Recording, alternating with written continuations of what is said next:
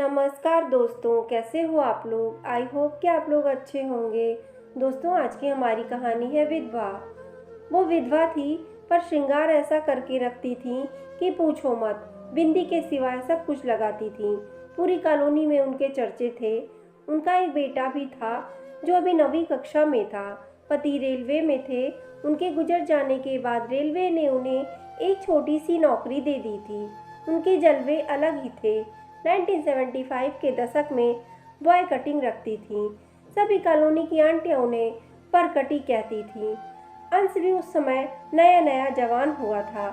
अभी 16 साल का ही था, लेकिन घर बसाने के सपने देखने शुरू कर दिए थे।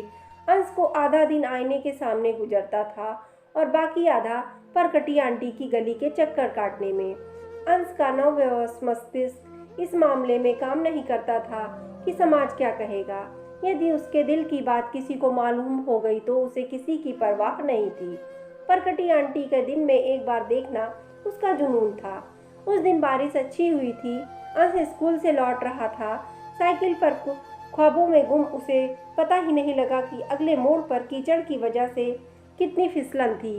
अगले ही क्षण जैसे ही वह आगे बढ़ा, अगले मोड़ पर उसकी साइकिल फिसल गई और अंश नीचे गिर गया। उसी वक्त सामने से आ रहे स्कूटर ने भी टक्कर मार दी। अंश का सर मानो खुल गया।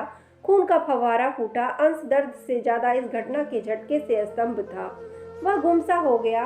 भीड़ में से कोई उसकी सहायता को आगे नहीं आ रहा था। खून लगातार बह रहा था।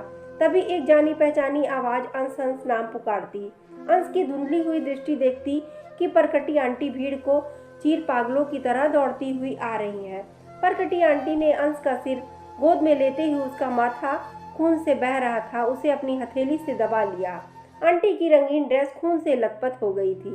आंटी चिल्ला रही थी, अरे कोई तो सहायता करो, यह मेरा बेटा है, कोई हॉस्पिटल ले चलो हमें। अंश को अभी तक याद है कि एक तिपहिया वाहन रुकता है, लोग उसमें उन दोनों को बैठाते हैं। आंटी ने अब भी उसका माथा पकड़ा हुआ था, उसे सीने से लगाया हुआ था। अंश को टांके लगाकर घर भेज दिया जाता है। परकटी आंटी ही उसे रिक्शा में घर लेकर जाती हैं।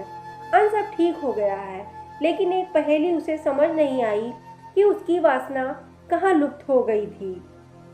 जब परकटी आंटी ने उसे सीने से लगाया तो उसे ऐसा क्यों लगा कि उसकी माँ ने उसे गोद में ले लिया हो। वात्सल्य की भावना कहाँ से आई उसके दृष्टिकोण कैसे एक क्षण में बदल गया। क्यों वह अब मातृत्व के शुद्ध भाव से परकटी आंटी को देखता। आज अंश रेलवे से रिटायर्ड अफसर है। समय बिताने के लिए कम्युनिटी पार्क में जाता है। वहां बैठा वो आज सुंदर औरतों को पार्क में व्यायाम करते देखकर मुस्कुराता है, क्योंकि उसने एक बड़ी पहेली बचपन में हल कर ली थी। वो आज मानता है कि महिलाओं का मूल भाव मातृत्व का है। वो चाहे कितनी भी अप्सरा दिखे, दिल से हर महिला एक माँ है।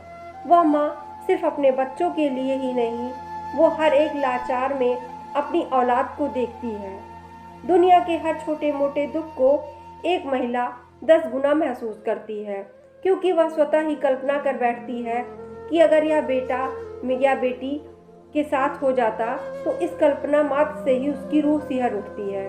वो रो पड़ती है और दुनिया को लगता है कि महिला कमजोर है।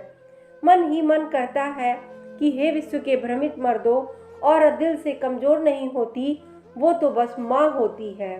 स्वस्थ रहें, मस्त रहें। धन्यवाद।